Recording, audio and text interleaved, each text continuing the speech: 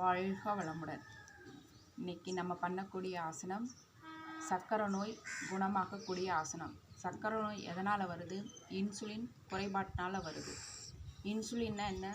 நம்ம உடம்புல கணையம் சரியாக வயிற்றில் முதுகெலும்புக்கு மேலே குடல் பகுதிக்கு அடியில் இந்த கணையம் பேன்க்ரியாஸ் சுரப்பி இருக்குது. இது 9 அங்குலம் நீளமும் 4 அங்குலம் அகலமும் இருக்குது. சுரப்பிகளே பெருசு இந்த கணையம் சுரப்பி.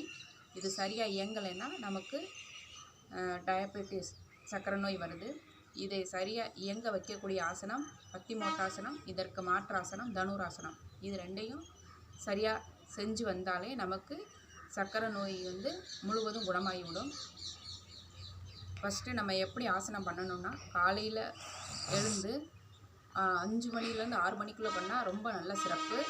அப்படி முடியல, உங்களுக்கு வேலைகள் இருக்கிறனால 6லேருந்து 8:30க்குள்ளே நீங்கள் பண்ணிட்டீங்கன்னா ரொம்ப நல்லது. காலையில் எழுந்திரிச்சு ப்ரஷ் பண்ணிவிட்டு கைகால் முகத்தெல்லாம் கழுவிட்டு பாத்ரூம் போயிட்டு எம்டி வயிற்றில் இந்த ஆசனம் பண்ணணும். நீங்கள் 2 வேளை பண்ணலாம். காலையில் அதே வெறும் வயிற்றில் பண்ணணும், ஈவினிங் வெறும் வயிற்றில் பண்ணணும்.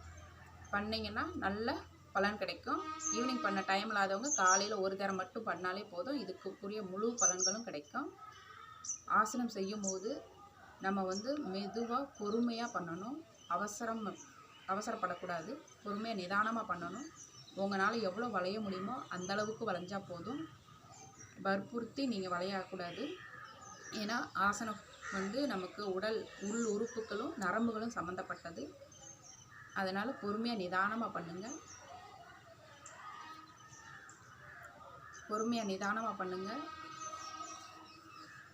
இப்போ ஆசனம் எப்படி செய்யலான்னு போகலாம் வாங்க.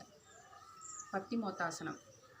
ஃபஸ்ட்டு காலை நல்லா நீட்டிக்கிட்டு, இந்த ஆசனம் வயதானவங்க 80 வயசு வரைக்கும் இருக்கிறவங்க பண்ணலாம். சின்ன குழந்தைங்கள்லேருந்து 80 வயசு வரைக்கும் உள்ளவங்க பண்ணலாம். நம்ம மூச்சு நல்லா இழுத்துக்கிட்டு குனியணும். கவனமெல்லாம் நமக்கு வயிற்று பகுதியிலையும் இந்த கால் பகுதியிலையும் இருக்கணும். முடிஞ்ச அளவுக்கு குனிங்க, ரொம்ப வற்புறுத்த வேணாம். உங்களால் இவ்வளோதான் முடியும்னா இந்த அளவுக்கே இருங்க. அப்புறம் டெய்லி பண்ண உங்களுக்கு அந்த பழக்கத்துக்கு வந்துடும்.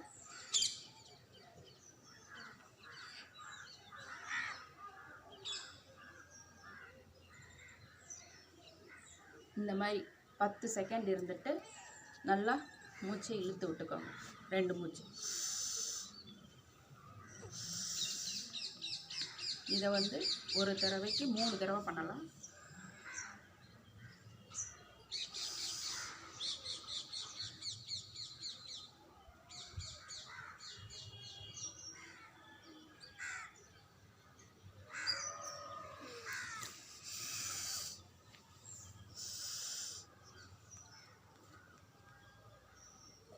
இதை பண்ண முடியாதவங்க ஃபஸ்ட்டு பண்ண ஆரம்பிக்கிறீங்கன்னா இந்த அளவில் பண்ணுங்கள். நல்லா பழகுனதுக்கப்புறம் அடுத்து இந்த மாதிரி படுத்துட்டு கையை மேலே நீட்டிட்டு மூச்சை இழுத்துக்கிட்டே நிமிரணும்.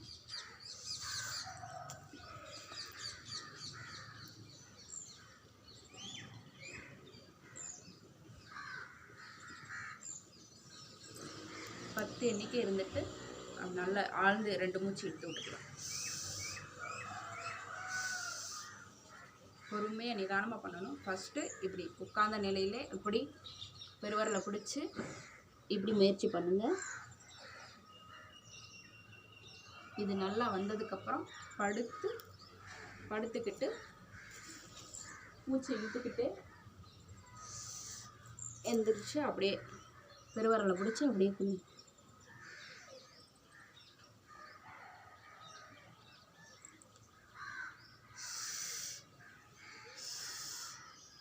பத்து எண்ணிக்கை இருந்துட்டு இது பத்திமோத்தாசனம். இதுக்கு மாற்றாசனம் தனுராசனம். இந்த உங்களுக்கு நல்ல முழு பலன்களும் கிடைக்கணும்னா பத்திமோத்தாசனம் பண்ணி அதுக்கு மாற்றாசனம் கண்டிப்பாக பண்ணணும். நம்ம அது எப்படின்னா நல்லா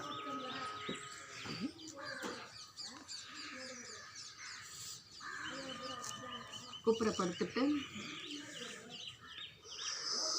2 மூச்சு ஆழ்ந்து இழுத்து விடுங்க. இழுத்து விட்டுட்டு மூச்சை வெளியே விட்டுக்கிட்டு பின்னாடி திரண்ட காலை பிடிச்சிக்கிட்டு மூச்சை வெளியே விட்ட வாக்கில் ஒரு 5 எண்ணிக்கையிலேருந்து 10 எண்ணிக்கை வரைக்கும் இருக்கலாம். தனுராசனம். தனுர்னா வில்லு என்று அர்த்தம். உங்களால் முடிஞ்ச அளவுக்கு பண்ணுங்கள்.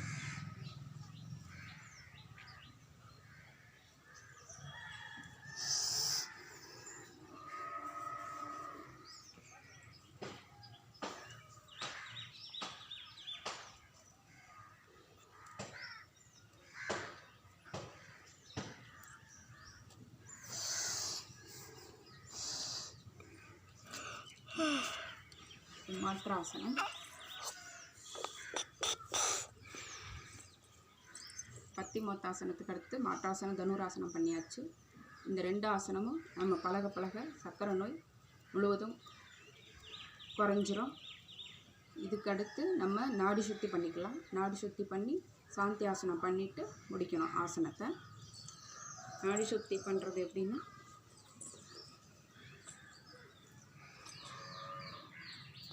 ஃபஸ்ட்டு நார்மலாக ஒரு 5 மூச்சு இழுத்து விடுங்க.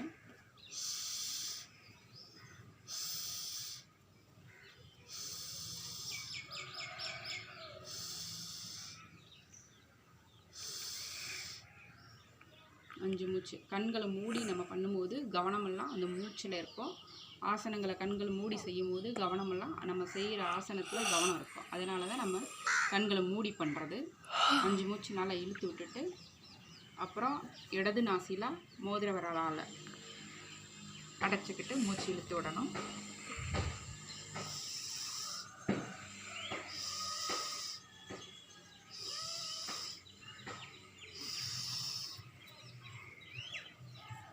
இப்போ வலது நாசியை வந்து கட்டை விரலால் அடைச்சிக்கிட்டு மூச்சு இழுத்து விடணும்.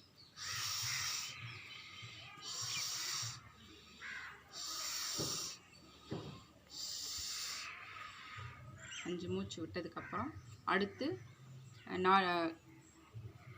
இப்போ வந்து இடது நாசியில் இழுக்கணும், வலது நாசியில் விடணும். விட்ட நாசியிலே மூச்சு இழுக்கணும்.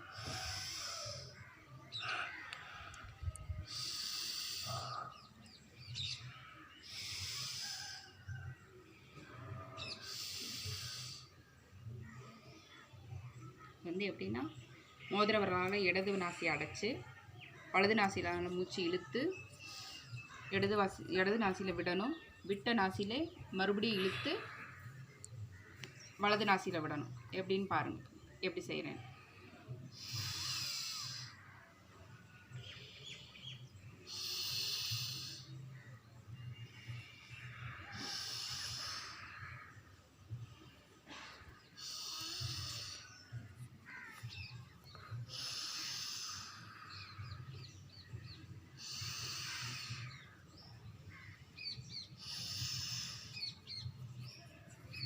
இந்த மாதிரி 10 வரைக்கும் பண்ணணும். அடுத்து இது பண்ணி முடித்ததுக்கப்புறம் சாந்தி ஆசனம், ஓய்வு எடுத்துக்கிறணும். பாதத்திலேருந்து தலை வரைக்கும் நினச்சி போயிட்டு திரும்ப தலையிலேருந்து பாதம் வரைக்கும் நினச்சி வரணும். 5 நிமிஷம் இருந்துட்டு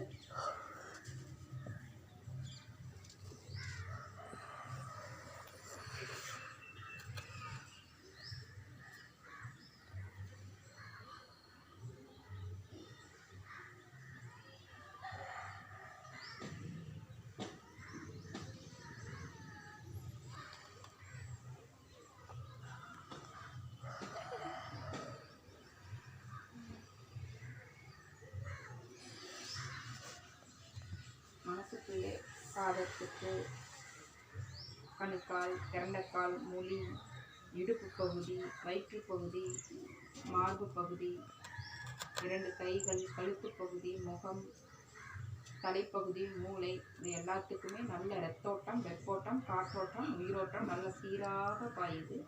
இவற்றில் உள்ள குறைகள் அனைத்தும் நீங்கி நல்ல ஓய்வு. Relax your body, relax your mind. நல்ல ஓய்வு. Relax your body, relax your mind. நல்ல ஓய்வு. நல்லா தளர்வாக வச்சுக்கோங்க உடம்ப. Relax your mind, relax your body. உடல் முழுவதும் நல்லா ஒரு முறை நினச்சிட்டு ரிலாக்ஸ் பண்ணிட்டு முடிச்சுக்கோங்க.